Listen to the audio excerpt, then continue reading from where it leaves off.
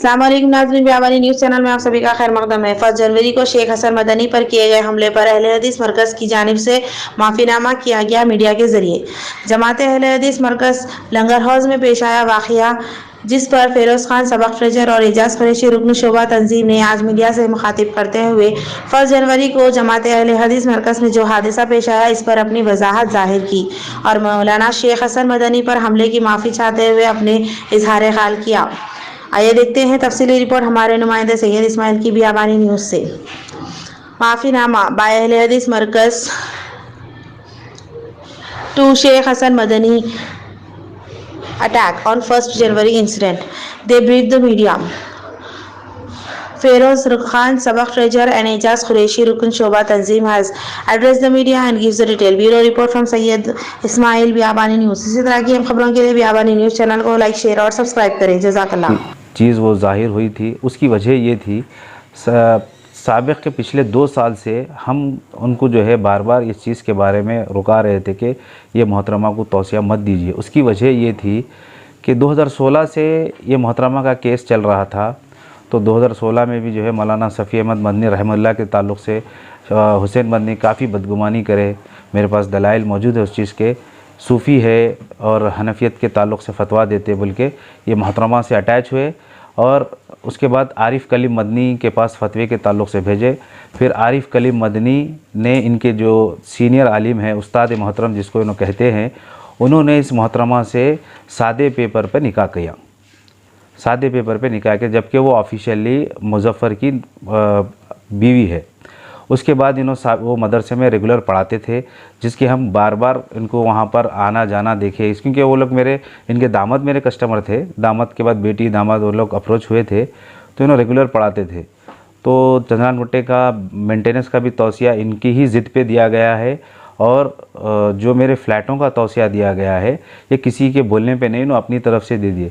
जब मैं ऑब्जेक्शन करा था इस चीज़ का, तो इन्होंने तौसिया रिन्यूअल के टाइम पे उस मोहतरमा से ये कहा कि फ़िरोज़ भाई ने अगर इसकी तस्दीक कर दी तो मैं दे दूँगा। जब मेरी इन पे फ़ोन पे गुफ्तगू हुई, काफ़ी बहस हुई, मैंने कहा आप मेरे कहने पे कैसा देते तौसिया का हमारा दस्तूर है, हमारा तरीक़ा है। तो फिर भी इन्होंने इसरार किया, वो किया। उस वक्त मैं लंगर हौज़ में ही बैठा था इत्तेफ़ाक़न। मेरे पास 2020 का फरवरी का वो मैसेज है जो मैंने इनको कहा कि ये मोहतरमा को तौसिया दे दीजिए, तो इन्होंने कहा इंशाअल्लाह जज़ाकल्लाह खैर।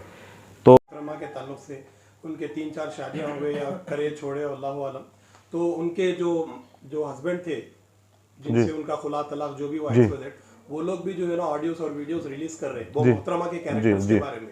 क्या आप लोग इसकी तस्दीक करें वो मोहतरमा की? नहीं, एक मिनट। जब ये मोहतरमा के बारे में इतने सोशल मीडिया पे आ रहे हैं, इतने लोग इस चीज़ की जो ना करें, हम तो मोहतरमा के बारे में जानते नहीं, शेख बखूबी जानते थे। तो शेख क्यों जब इनके बारे में इतना जानने के बाद फिर शेख क्यों उनके साथ तौसिया दे रहे हैं, फिर शेख उनके साथ क्यों इतना अटैचमेंट है?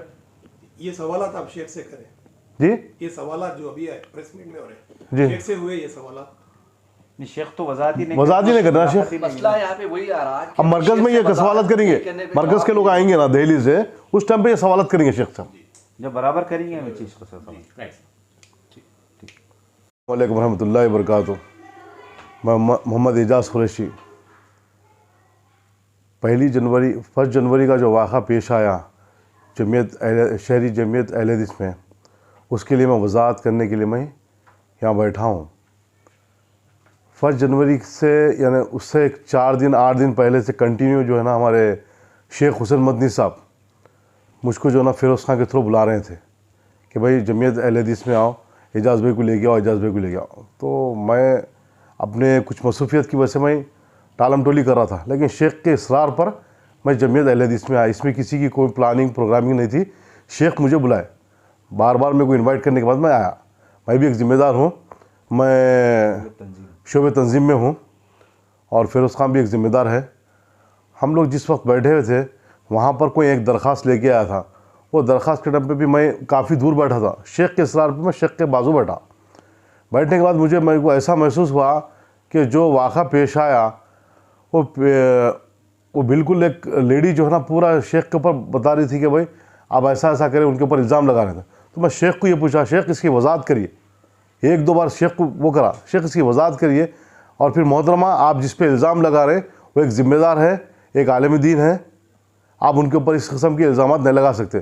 तो मैं अल्लाह की कसम खा के कहती हूँ, मैं हशर के मैदान में जितने ज़िम्मेदार बैठे हुए मैं सबको जो ना पकड़ूंगी। तो हमको जज्बात आ गए, वो नहीं करना चाहिए था, लेकिन जज्बात में आ गए, हम वो शेख के साथ वो कर दिए। और एक चीज़ ये है, हम शेख आलिम दीन है, ठीक है, हम शेख के ऊपर जो ना कोई इल्म की बुनियाद पर या कोई दीनी मसले मसाइल पे नहीं मारे। वो एक ज़िम्मेदार हो के गैर जिम्मेदारी हरकत करें बोल के मारे, हम इल्म की बुनियाद पे नहीं मारे। शेख बहुत बड़े आलिम दीन है, उनके पास जितना इल्म है हमारे पास एक पैसा भी उस पर इल्म नहीं है हमारे पास। तो वो हिसाब से वास हुआ है। और दूसरी चीज़ जो है ना, शेख को मैं बार बार वजाहत करने के बाद भी, शेख को इशारा करने के बाद भी शेख उसका वो नहीं दिए।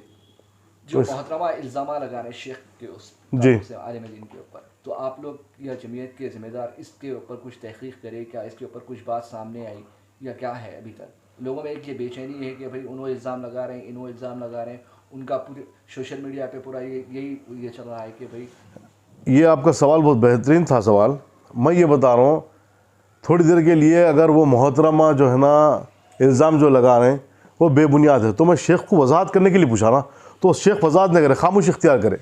और दूसरी चीज़ जो है ना, ये मोहतरमा अगर थोड़ी देर के लिए मानो कि अगर उन्होंने बेबुनियाद बातें कर रहे हैं, ये तमाम चीज़ें कर रहे हैं उन्होंने, तो इन्होंने इतने साल से मोहतरमा के साथ ताल्लुकात क्यों बनाए हुए और उनको तोशिया क्यों दे रहे उन्होंने?